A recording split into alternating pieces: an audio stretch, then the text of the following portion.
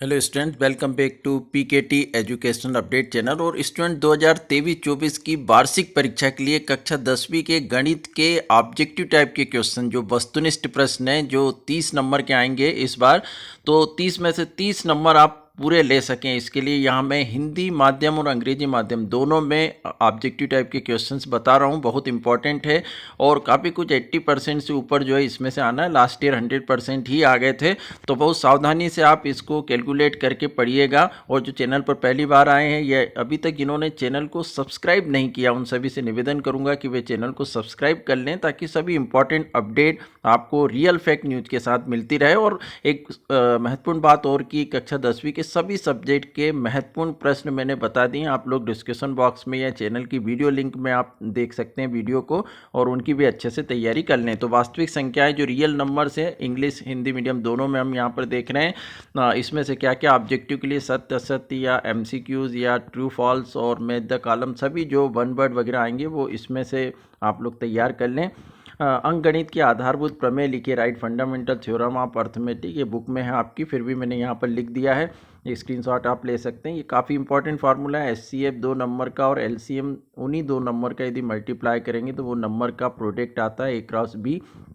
या कोई नंबर भी दे सकते हैं, तो ये फार्मूला अप्लाई करना है। जितनी भी अभाज्य संख्याएं हैं जो प्राइम नंबर्स रूट में होती है, वो सभी अपरिमेय संख्याएं होती हैं, इरेशनल नंबर, ये याद रखिएगा, कई बार पूछ चुके हैं। एक प्रमेय यहाँ पर कि पी एक अभाज्य संख्या है, प्राइम नंबर है, और यदि वो ए स्क्वायर से डिवाइड होती है तो पी भी डिवाइड होगी ए से, पी भी ए से विभाजित होगी। एक परिमेय संख्या और एक अपरिमेय संख्या का योग या अंतर एक अपरिमेय संख्या होता है, जैसे 3 + √5, 5 - √2 ETC। और इनका प्रोडक्ट भी, एक शून्यतर परिमेय संख्या और एक अपरिमेय संख्या का गुणनफल या भागफल भी एक अपरिमेय संख्या होती है। यहाँ पर ये ध्यान रखिएगा, आप देख सकते हैं एग्जाम्पल कुछ भी दे सकते हैं, तो वो भाग या गुणनफल है तो वो भी अपरिमेय संख्या होती है यदि एक अपरिमेय संख्या का गुणा कर रहे हैं परिमेय संख्या से। तो HCF 9121 का 1 होगा, HCF 96 404 का 4, 620 का 2, LCM 620 का 60, HCF 2691 का 13। इस टाइप के क्वेश्चंस आएंगे, तो ये आप और भी एग्जाम्पल कर सकते हैं। इनमें से कौन सा अपरिमेय नहीं है, तो सी ऑप्शन है। बाकी सब अपरिमेय संख्या हमने ऊपर भी उदाहरण देखे, क्योंकि सी को आप गुणा करोगे तो परिमेय संख्या आ जाएगी, रूट हट जाएगा। 96 के अभाज्य गुणनफल होंगे the prime factorization of 96 2 to 5 × 3। आप प्राइम फैक्टराइजेशन से इसको कर लेंगे। HCF 8, 9 और 25 का 1 होगा। 140 के अभाज्य गुणनखंड में 2 की घात क्या है, इस टाइप के क्वेश्चन भी पूछते हैं, तो यहाँ पर आप देख सकते हैं 2 की घात 2 है। HCF = P² और B = PQ² का PQ आएगा, इस टाइप के क्वेश्चंस आ सकते हैं। बहुपद यहाँ पर देखें तो घात 1 के बहुपद को रेखिक बहुपद कहते हैं, लीनियर पॉलिनोमियल्स। एग्जाम्पल आप यहाँ देख सकते हैं। घात 2 के बहुपद को द्विघात बहुपद कहते हैं, क्वाड्रेटिक पॉलिनोमियल, ये एग्जाम्पल आप देख सकते हैं। इस टाइप के एग्जाम्पल भी आ सकते हैं और पूछ सकते हैं कौन सा बहुपद है, तो ये आपको ध्यान रखना है कि कितनी घात उस पर लगी। घात 3 का बहुपद त्रिघात बहुपद कहलाता है, क्यूबिक पॉलिनोमियल। इस टाइप के एग्जाम्पल्स भी एग्जाम में दे सकते हैं। बहुपद ये दिए, इसकी घात क्या है, तो हाईएस्ट जो डिग्री है वो यहाँ पर 6 है। द्विघात बहुपद ax² + bx + c के कितने शून्यक होते हैं, तो जितनी की घात है उतने यहाँ पर शून्यक होंगे, तो यहाँ पर इसके 2 शून्यक होंगे। त्रिघात यदि है तो 3 शून्यक, और रेखिक यदि है तो 1 शून्यक होंगे, ये ध्यान रखिएगा। रेखिक बहुपद ax + b का शून्यक होगा -b/a। शून्यकों का योग अल्फा + बीटा -b/a होता है। शून्यकों का गुणनफल अल्फा × बीटा c/a होता है। द्विघात समीकरण के शून्यकों का योग, यदि ये समीकरण दे दिया इस टाइप का कोई सा, तो आपको ऊपर वाले फार्मूले से निकालना -b/a से, और ये यहाँ पर इसका आंसर होगा। द्विघात समीकरण में शून्यकों का गुणनफल, यहाँ पर यदि ये समीकरण दिया है तो b/a होगा। रेखिक बहुपद जो लीनियर पॉलिनोमियल है उसका समीकरण होता है ax + b, और द्विघात बहुपद जो क्वाड्रेटिक पॉलिनोमियल है उसका standard formula ax² + bx + c होता है।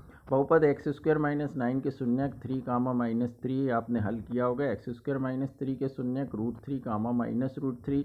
दो बहुपदों का योग एक बहुपद होता है। Sum of 2 polynomials is a polynomials. बहुपद x² - 2x - 8 के शून्यक होंगे 4, -2। यदि द्विघात बहुपद x square plus 3x plus के का एक शून्यक 2 है तब के का मान क्या होगा, तो -10 होगा। द्विघात बहुपद जिनके शून्यकों का योग -3 और शून्यकों का गुणनफल 2 है, तो आप शॉर्टकट में ये फार्मूला यूज़ कर सकते हैं, एक्स स्क्वायर माइनस शून्यकों का योगफल इंटू एक्स प्लस शून्यकों का गुणनफल, और इसमें मान रख के सीधे आप जो द्विघात बहुपद है वो ज्ञात कर सकते हैं। इनमें से कौन सा बहुपद नहीं है, तो आप देख सकते हैं डी ऑप्शन है, क्योंकि इसमें जो वेरिएबल है जो एक्स है चर है उस पर भी रूट आ गया, बाकी सब बहुपद के उदाहरण है। इसमें एक शून्यकों के लिए ग्राफ भी दिया है, 2.1 प्रश्नावली आप देखेंगे तो वहाँ शून्यक पहचानने के लिए दिया है, तो एक्स अक्ष पर जो ग्राफ में लाइन कट करेगी उतने शून्यक होते हैं, हालांकि वो एक्सरसाइज में, इसलिए मैंने यहाँ उसको इंक्लूड नहीं किया है, और वो भी जो है ऑब्जेक्टिव में आते रहे, आप उनको भी कर लीजिएगा। दो चर वाले रेखिक समीकरण युग्म, pair of linear equation in two variable. रेखिक समीकरण का जो स्टैंडर्ड फार्मूला है जो लीनियर इक्वेशन का, वो ये होता है ax plus b y plus c equal 0, और दो यहाँ पर इक्वेशन हल करने के लिए दी जाती है a1x b1y c1 और ये वाली, तब इस कंडीशन में काफ़ी इंपॉर्टेंट फार्मूले हो जाते हैं कि a1/a2 is not equal to b1/b2। यदि दोनों बराबर नहीं है तो केवल एक हल यूनिक सॉल्यूशन होता है। रेखाएं प्रतिच्छेद करेंगी इस कंडीशन में, और संगत समीकरण युग्म होंगे, कंसिस्टेंट होगा, और ये तीनों यदि इक्वल है तो अनंत अनेक हल होंगे, infinity many solution. Consistent line होगी, संपाती रेखाएं, और संगत समीकरण युग्म होंगे, कंसिस्टेंट होंगे।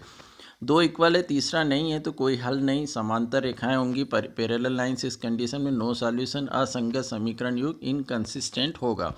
समीकरण x प्लस वाई इक्वल 8 में x 3 है तब y का मान 5 होगा। समीकरण x प्लस वाई इक्वल 5 में x 1 है तब y का मान 4 होगा। समीकरण ये दो दिए हैं, तब आपको बताना है कि कौन सी कंडीशन सही है, यूनिक सॉल्यूशन है, नो है, इन्फिनिटी मेनी सॉल्यूशन, या टू सॉल्यूशन है, तो बी ऑप्शन इसका करेक्ट होगा। इसको हल करके देखना पड़ेगा। रेखाएं यहाँ पर जो दो दी हैं उसमें सही ऑप्शन क्या होगा, ए होगा, क्योंकि यहाँ a1/a2 is not equal to b1/b2 है, तो ए कंडीशन प्रतिच्छेदी रेखाएं इंटरसेक्ट करेंगी। दो संख्याओं का योग 40 है तथा उनका अंतर 20 है, तो संख्याएं होंगी, सही ऑप्शन बी है, 30 और 10। बाकी भी संख्याओं का योग 40 है, पर घटाने पर भी वही आना चाहिए जो कंडीशन दी है। समीकरण x प्लस वाई इक्वल 14 और x माइनस वाई 4 में x और y का मान है, तो इस टाइप के यदि ऑब्जेक्टिव आते हैं तो आप सीधे जो वैल्यूज़ दी इनको उसमें दोनों समीकरण में रख के देख लीजिए, LHS में RHS आता है तो वो कंडीशन सही होगी। डी ऑप्शन यहाँ पर करेक्ट है। दो अंकों की संख्या में यदि दहाई का अंक y तथा इकाई का अंक x है, तो यहाँ पर जो ओरिजिनल नंबर होता है, जो मूल संख्या, उसका फार्मूला 10y प्लस x होगा। यदि x प्लस 2y इक्वल 3 तथा y 1 है तब x का मान यहाँ पर 1 होगा। द्विघात समीकरण देखें, चौथा चैप्टर क्वाड्रेटिक इक्वेशन। मानक रूप इसका x square plus b x plus c equal 0 होता है। ए बी सी यहाँ पर वास्तविक संख्याएं हैं, और एग्जाम्पल आप देख सकते हैं इस तरह वर्ग समीकरण का। द्विघात समीकरण को मूल ज्ञात करने के लिए द्विघाती सूत्र जो होता है वो ये होता है, जिसको श्रीधाचार्य सूत्र भी बोला जाता है। गणितज्ञ थे श्रीधराचार्य, उनके नाम से भी इसको जाना जाता है, कभी पूछ लिया जाता है तो ध्यान रखिएगा। x equal -b plus minus square root b square minus 4ac/2a। एक द्विघात समीकरण में इनमें से क्या ऑप्शन करेक्ट होंगे, यदि देखा जाए तो ग्रेटर देन 0 है तो मूल वास्तविक होंगे, बराबर 0 है तो मूल बराबर, और छोटा है यदि 0 से तो कोई मूल नहीं, नो रियल रूट। द्विघात बहुपद है x square plus b x plus c के शून्यक, और द्विघात समीकरण x square plus b x plus c equal 0 के मूल एक ही होते हैं, ये भी ध्यान रखना है। इनमें से कौन सा समीकरण द्विघात समीकरण है, तो इसका सही ऑप्शन है ए। बाकी में स्क्वायर नहीं आएगा और वर्ग नहीं आता है, इसका मतलब द्विघात समीकरण नहीं है। द्विघात समीकरण की अधिकतम घात क्या है, यहाँ पर तो 2 है। समीकरण का विविक्तिकर होगा, ये formula D equal b square minus 4ac हम यूज़ करते हैं, यहाँ पर आंसर 0 होगा। इस समीकरण का विविक्तिकर भी 0, और इस समीकरण में एक्स स्क्वायर का गुणांक जो है वो 5 है।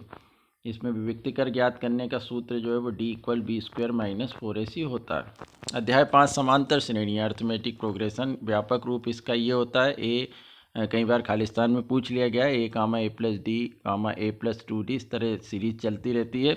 AP का nवां पद जो nth टर्म ऑफ AP होता है उसका फार्मूला a + n-1 × d होता है।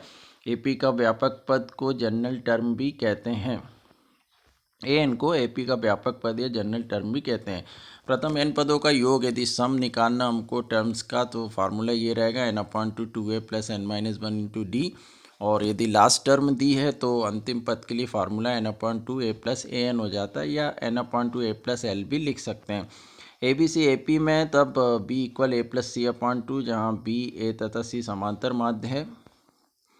और ए पी 10/7/4 का 30वां पद आप निकालेंगे ऑप्शन सी, इसका 11वां पद होगा बी। और सार्व अंतर जो डी है वो इस समीकरण का -1 होगा। सार्व अंतर निकालने के लिए भी किसी भी समीकरण को दे सकते हैं, कॉमन डिफरेंस जिसको बोला जाता है। इनमें से कौन सा एपी में यदि कॉमन डिफरेंस सेम है, जो सार्व अंतर बराबर है, तो उसका सही ऑप्शन होगा बी।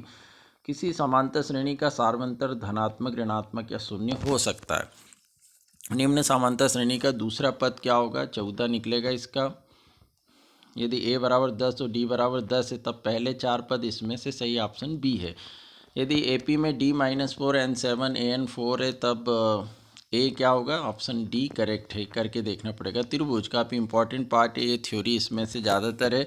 सभी वृत्त समरूप होते हैं, ऑल सर्कल्स आर सिमिलर। सभी समबाहु त्रिभुज समरूप होते हैं, all squares all equilateral triangle are similar. और सभी वर्ग समरूप होते हैं, ऑल स्क्वायर्स आर सिमिलर। ऊपर इंग्लिश में यहाँ पर गलत हो गया, ऑल इक्विलेटरल ट्रायंगल आएगा वहाँ पर। दो त्रिभुज समरूप होते हैं यदि उसके संगत कोण बराबर होता है, तो उनकी संगत भुजाएं एक ही अनुपात में हों। The triangles are similar if their corresponding angles are equal and their corresponding sides are in the same ratio. आधार अनुपातिकता जो प्रमेय है, थेल्स प्रमेय, इसको बेसिक प्रोपोर्शनली थ्योरम भी बोलते हैं। लिखने के लिए आती है, यहाँ पे मैंने लिख दी है, बुक में भी आपके हैं तो ये करके रखिएगा, 1 वर्ड में आती है। आधार अनुपातिकता प्रमेय का विलोम भी जो कन्वर्स है बेसिक प्रोपोर्शनली थ्योरम का, वो भी बुक में दिया है। इनमें से कौन सा त्रिभुज समकोण त्रिभुज है? सही ऑप्शन सी होगा, क्योंकि जो सबसे बड़ी भुजा है उसका वर्ग दूसरी दो भुजाओं के वर्गों के योग के बराबर होना चाहिए। सभी सर्वांग सम आकृतियाँ समरूप होती है, परंतु इसका विलोम सत्य नहीं है, ये समझ याद करना आपको। RHS समरूपता कसौटी किसे कहते हैं? RHS जो कॉन्ग्रुएंसी है, ये आपको बुक में से लिखना है। इसके बाद भुजाओं की समान संख्या वाले दो बहुभुज समरूप होते हैं, उनके संगत कोण बराबर हों तथा उनकी संगत भुजाएं समानुपाती हों। इनमें से त्रिभुज की समरूपता के लिए कौन सी शर्त नहीं है? तो आप देख सकते हैं जो AAS वाली है, डी ऑप्शन वो करेक्ट है। बाकी तीनों कंडीशंस होती है। आकृति में डी पैरेलल BC, तब AD का मान क्या होगा? ये आप थेल्स प्रमेय से निकालेंगे बेसिक प्रोपोर्शनल थ्योरम से। 2 सेंटीमीटर। दिए गए त्रिभुज किन प्रतिबंध से समरूप है? AAA कोण समरूपता से। समकोण त्रिभुज का क्षेत्रफल का सूत्र होता है 1/2 आधार गुणा ऊंचाई, बेस इंटू हाइट। अध्याय 7 देखें, निर्देशांक ज्यामिति, कोऑर्डिनेट ज्योमेट्री। मूल बिंदु के निर्देशांक कोऑर्डिनेट ऑफ ओरिजिन इज 0, 0। बिंदु XY की मूल बिंदु से दूरी √x² + y²। बिंदु A23 तथा B41 की दूरी होगी। यहाँ पे डिस्टेंस फार्मूला आपको यूज़ करना होगा, 2√2, कोई से भी नंबर दे सकते हैं। किसी बिंदु की x अक्ष से दूरी उस बिंदु का y निर्देशांक या कोटि कहलाती है, ये ध्यान रखिएगा। The distance of A point from the x axis is called its y coordinate और ऑर्डिनेट। किसी बिंदु की y अक्ष से दूरी उस बिंदु का x निर्देशांक या भुज कहलाती है। x अक्ष पर स्थित किसी बिंदु के निर्देशांक x, 0 के रूप में होते हैं, वहीं y अक्ष पर स्थित किसी बिंदु के कोऑर्डिनेट 0, y होते हैं। x + by + c = 0 का ग्राफ सरल रेखा में बनेगा, हमेशा स्ट्रेट लाइन में। और दो बिंदु के बीच की दूरी ज्ञात करने का सूत्र जो होता है वो PQ √x2 - x1 का होल स्क्वायर + y2 - y1 का होल स्क्वायर होता है। इसे दूरी सूत्र या डिस्टेंस फार्मूला भी कहते हैं। बिंदु x1, y1 और x2, y2 को जोड़ने वाले रेखाखंड के मध्य बिंदु के निर्देशांक x1 + x2/2, y1 + y2/2 होते हैं। इसे मिड पॉइंट फार्मूला कहते हैं। आंतरिक विभाजन सूत्र, इंटरनली डिवीजन फार्मूला, ये होता है चारों भुजाएं बराबर होने पर एक कोण समकोण होने से चतुर्भुज वर्ग हो जाता है। Area of rhombus 1/2 d1 cross d2, या इसे समचतुर्भुज का क्षेत्रफल भी कहते हैं। पहला 1/2 पहला विकर्ण मल्टीप्लाई दूसरा विकर्ण। त्रिकोणमिति काफ़ी सूत्र है, इससे मैच द कॉलम जो इसी से आती है। सारे फार्मूले आपके पास पता ही होंगे और बुक में लिखे भी हैं। साइन ए या कॉस ए का मान कभी भी 1 से अधिक नहीं होता, ये याद रखिएगा, जबकि सेक ए, कॉसेक ए का मान सदैव 1 से अधिक या 1 के बराबर होता है। साइन ए 1/cos1, ये सारे फार्मूले जो हैं वो मैथ द कॉलम में आते हैं। 90 वाले हट चुके हैं, पर फिर भी आप एक अनुभव के तौर पर इनको देख सकते हैं कि साइन 90 माइनस ए cos ए होता है, cos 90 माइनस ए साइन ए। ये सर्वसमी का जो आइडेंटिटी है काफ़ी इंपॉर्टेंट है और मैथ द कॉलम में या खालिस्तान में इनमें से पूछा जाता है, तो ये सब आप देख लीजिएगा, आपके पास लिखी होगी।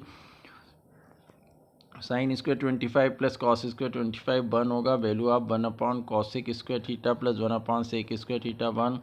त्रिकोणमिति टेबल है आपके, उसमें तालिका जिसमें साइन 0 से लेके हर त्रिकोणमिति अनुपात का 90 तक की वैल्यू दी है, वो मैं यहाँ नहीं बना रहा हूँ क्योंकि बुक में आपके है, तो वो सारी वैल्यूज़ आपको याद रखना। कोई सी भी वैल्यू जो है वो एग्ज़ाम में खालिस्तान वगैरह में पूछी जा सकती है। वैल्यू बताना है 1060/cot 30, 1 आंसर आएगा। In triangle ABC is a right angle at C, then value of cos A plus B यहाँ पर 0 होगा। राइट एंगल B है AB 24, BC 7 centimetre, value of 10C 24/7 Pythagoras प्रमेय से निकलेगा। इस समीकरण में आप मान रखोगे ये आएगा, value of sine 90 minus a and cos A are equal 5 tan square a minus 5 sec square a plus 1, इसका आंसर -4 आएगा। What is the minimum value of cos theta and sin theta? 0। 9 यहाँ पर कॉमन लेंगे तो sec square a minus tan square a 1 होता है। Answer 9 सेक ए plus 10 है, 1 minus sign A cos A, और इसका आंसर 10 स्क्वायर ए आएगा। 9वां चैप्टर देखें, त्रिकोणमिति के कुछ अनुप्रयोग, सम एप्लीकेशन ऑफ ट्रिग्नोमेट्री। इसमें दृष्टि रेखा जो लाइन ऑफ साइट है, सबसे लास्ट में सारांश में आप देखेंगे इस चैप्टर में तो परिभाषा दी गई है। उन्नयन कोण, डेफिनेशन, एंगल ऑफ एलिवेशन, और इसके बाद अवनमन कोण, इनकी परिभाषा भी आप लोग बुक में देख सकते हैं। यदि किसी मीनार की ऊंचाई उसकी छाया की लंबाई के बराबर है तो सूर्य से बने उन्नयन कोण का मान 45 डिग्री होगा। यदि किसी व्यक्ति की छाया उसकी ऊंचाई से √3 गुना है तो सूर्य का उन्नयन कोण 30 अंश होगा। यदि किसी मीनार की ऊंचाई और छाया का अनुपात √3:1 है तब सूर्य का उन्नयन कोण यहाँ पर 60 अंश होगा।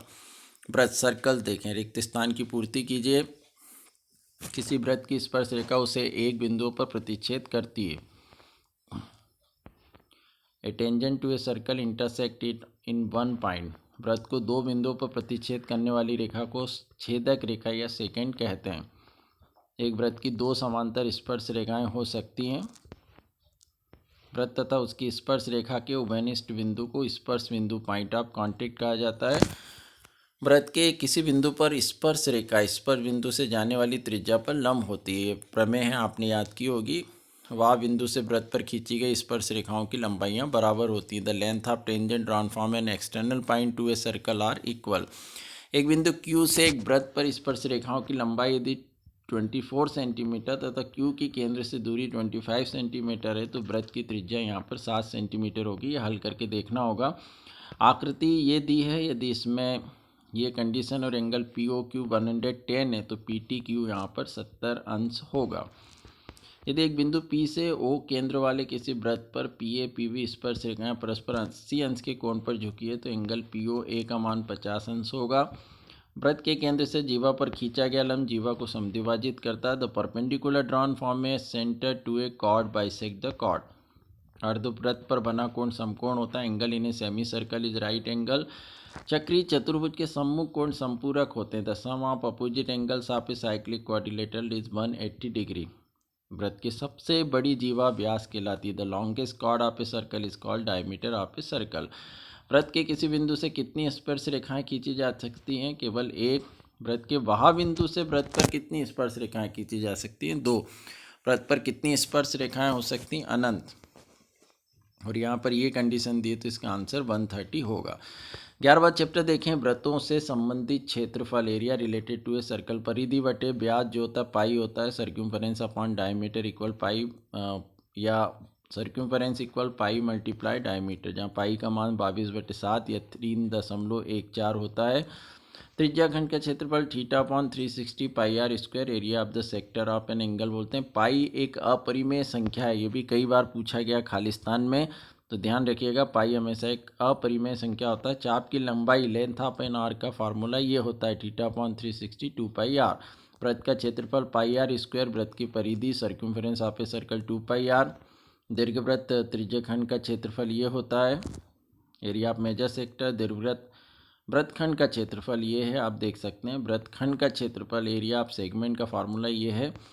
और त्रिज्या आर वाले वृत्त के उस त्रिज्या खंड का क्षेत्रफल जिसका कोण पी डिग्री है निम्नलिखित है। तो यहाँ सही ऑप्शन जो होगा वो डी होगा।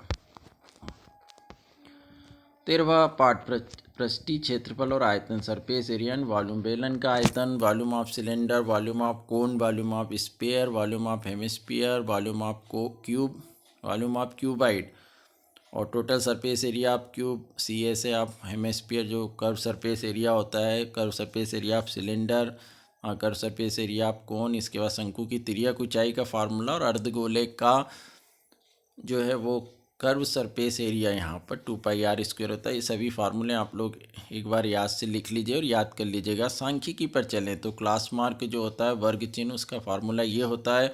माध्य ज्ञात करने की 3 विधियाँ हमारे बुक में दी गई है, और एक इम्पॉर्टेंट फार्मूला है 3 माध्यक इक्वल बहुलक प्लस 2 माध्य, 3 median equal mod plus 2 mean. किसी बारंबारता बंटन में किसी वर्ग की संचयी बारंबारता उस वर्ग से पहले वाले सभी वर्गों की बारंबारताओं का योग होता है। प्रत्यक्ष विधि से माध्य ज्ञात करने का सूत्र ये, कल्पित माध्य विधि से ये, और स्टेप डेविएशन मेथड से ये। बहुलक का सूत्र, मैक्सिमम फ्रीक्वेंसी को बहुलक बोलते हैं, अधिकतम बारंबारता को। यदि ये परिभाषा पूछी जाए तो आपको लिखना है। माध्यक जो मीडियन है उसका फार्मूला ये होता है, प्रथम 5 प्राकृत संख्याओं का माध्य होगा 300, 150 की ऊपरी सीमा 150 है, अपर लिमिट, और लोअर लिमिट 100 है। 10, 15 की वर्ग माप 5 है, 15 में से 10 को घटाना है। प्रायिकता देखें, यहाँ पर ये फार्मूला है प्रायिकता का। एक निश्चित घटना की प्रायिकता 1 होती है, the probability of A sure event is 1, और एक असंभव घटना की प्रायिकता 0 होती है, इम्पॉसिबल इवेंट की 0। प्रायिकता का मान सदैव 0 और 1 के बीच होता है, प्रोबेबिलिटी लाइज बिटवीन 0 एंड 1। ये फार्मूला भी आप देख सकते हैं। किसी प्रयोग की सभी प्रारंभिक घटनाओं की प्रायिकता का योग 1 होता है। तो P प्लस P नॉट ई, किसी घटना के होने और नहीं होने की प्रायिकता का योग 1 होता है। यदि P 0.05 दिया है तो P नहीं की प्रायिकता क्या होगी, 1 से आप घटा दिए 0.95 आंसर आ जाएगा। एक सिक्के को उछालने पर हेड आने की प्रायिकता 1/2, और एक सिक्के को उछालने पर टेल आने की प्रायिकता भी 1/2 होगी। तो एक पासे को उछालने पर सम संख्या आने की प्रायिकता भी 1/2, विषम संख्या के आने की प्रायिकता भी 1/2 होती है। ये आप लोग एक्स्ट्रा में याद रखिएगा। तो स्टूडेंट्स, ये काफ़ी कुछ कलेक्शन मैंने जो है यहाँ ऑब्जेक्टिव का वस्तुनिष्ठ टाइप की क्वेश्चंस का बता दिया। उम्मीद करता हूँ कि आप लोग इनको बहुत अच्छे से कर लेंगे, और 80% से ऊपर जो इसमें से आ सकता है, पूरे भी आ सकते हैं। आप लोग तैयारी करिए, पर इनको अच्छे से करने के बाद आप फिर बाकी गाइड्स और बुक में से देख सकते हैं, उनके क्वेश्चंस आंसर को भी आप कर लें। बाकी मैंने बहुत इंपॉर्टेंट कलेक्शन यहाँ पर किया है। तो शुभकामनाओं के साथ, थैंक यू सो मच।